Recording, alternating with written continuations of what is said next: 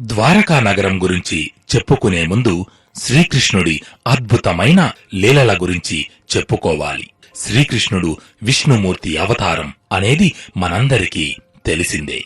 విష్ణువు సృష్టి లయ కారకుడు.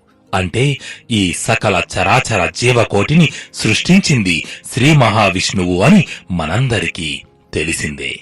అయితే మరెందుకు ఎవడో రాక్షసుడికి భయపడి దూరంగా పారిపోయి తన ప్రజల కోసం ఒక నగరాన్ని శ్రీకృష్ణుడు నిర్మించాడు అనే అనుమానం మనకు రావచ్చు. ఎందుకంటే సృష్టించిన వాడికి శిక్షించడం పెద్ద లెక్క కాదు కదా.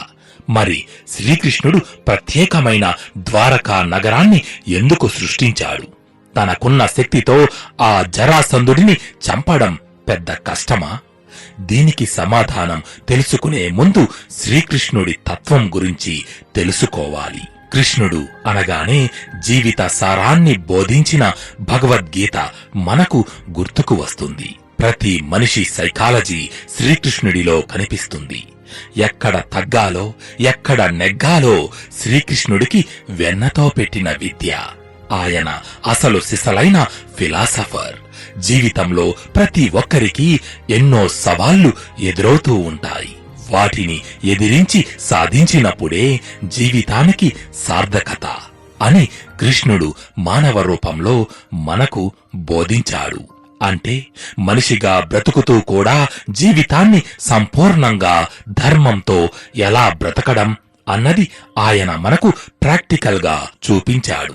ద్వారక గురించి తెలుసుకునే క్రమంలో మీరు ఈ మాటల ద్వారా కేవలం ద్వారక అద్భుతాలే కాకుండా ద్వారకాధీశుడి ఆలయ విశిష్టత, గాంధారి శాపమే కాకుండా మునీశ్వరుల శాపం గురించి ఇలా మీరు ఎప్పుడూ వినని కనని విశేషాలను ఇప్పుడు కుకు ఎఫ్ఎం ద్వారా వినబోతున్నారు.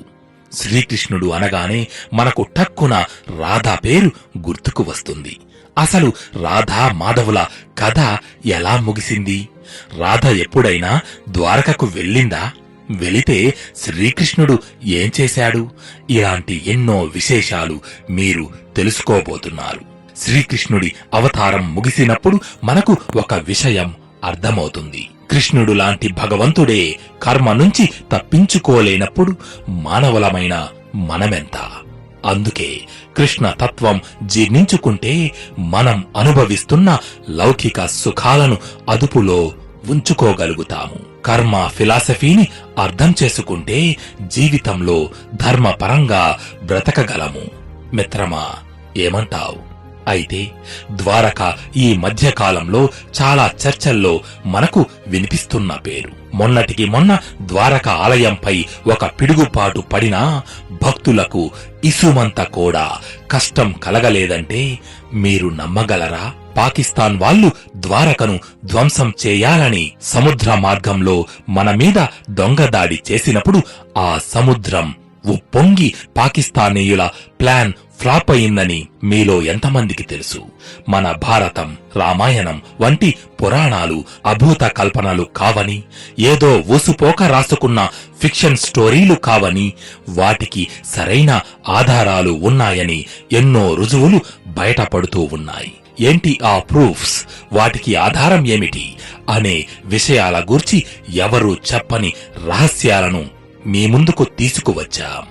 మధురలోనే శ్రీకృష్ణుడు ఉండిపోవచ్చు కదా, మళ్లీ తన యాదవులందరినీ కొత్త నగరమైన ద్వారకకు ఎందుకు తీసుకువచ్చాడు అని మీకు అనుమానం రావచ్చు. మధురతో పోలిస్తే ద్వారకలో మంచి అనుకూలమైన వాతావరణం ఉంటుంది.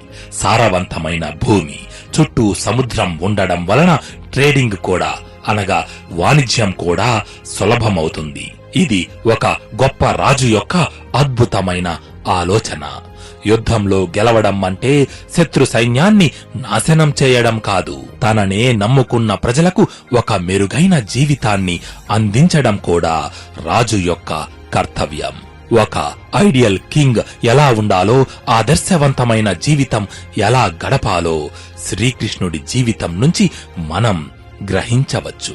కాబట్టి మిత్రమా, ఇలాంటి ఎన్నో అద్భుతమైన ఆసక్తికరమైన విషయాలతో మన ద్వారక విశేషాలను వినండి. మీ